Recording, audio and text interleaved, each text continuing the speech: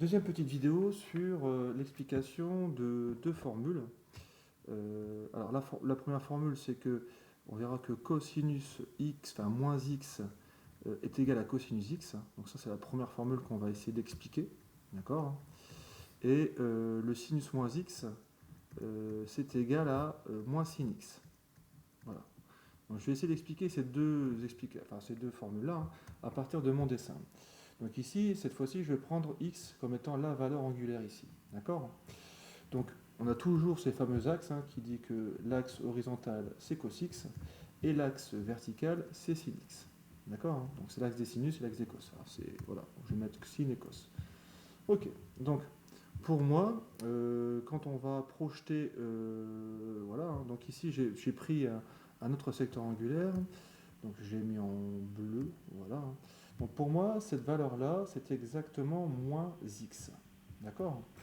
Donc si on regarde un peu les valeurs des cosinus, donc je vais prendre un crayon, donc on voit bien ici que, tac, si je projette selon cet axe-là, et si je projette ici, d'accord, hein, pour moi, si je positionne par rapport à x, je vois bien que la valeur du cosinus, aussi bien pour x et moins x, j'ai la même valeur. D'accord, hein.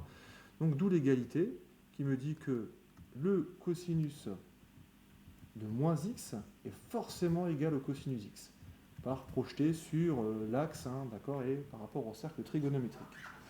Nous allons faire la même chose aussi maintenant par rapport au sinus. Donc là, je viens d'expliquer cette première formule, hein. Si je vais expliquer la suivante, c'est simple. Alors, je reprends mon crayon. Donc ici, on va projeter par rapport à l'axe là. Donc ici, pour moi, je vais lire le sinus x, hein. Donc pour moi, ça, c'est sinus x.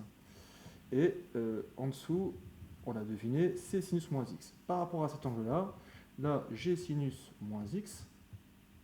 Et par rapport à cet angle-là, d'accord, hein, moi j'ai sinus x. On va essayer de les comparer par rapport à l'échelle, hein.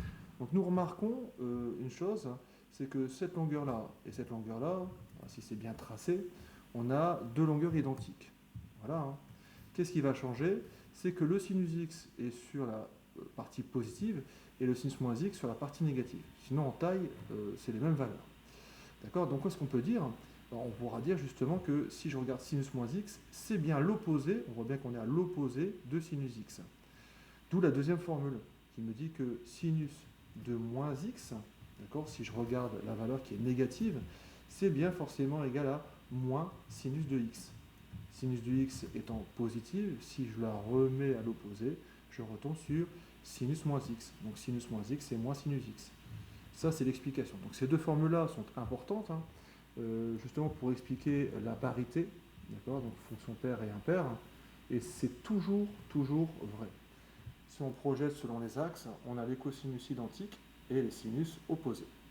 Voilà, la deuxième formule est expliquée.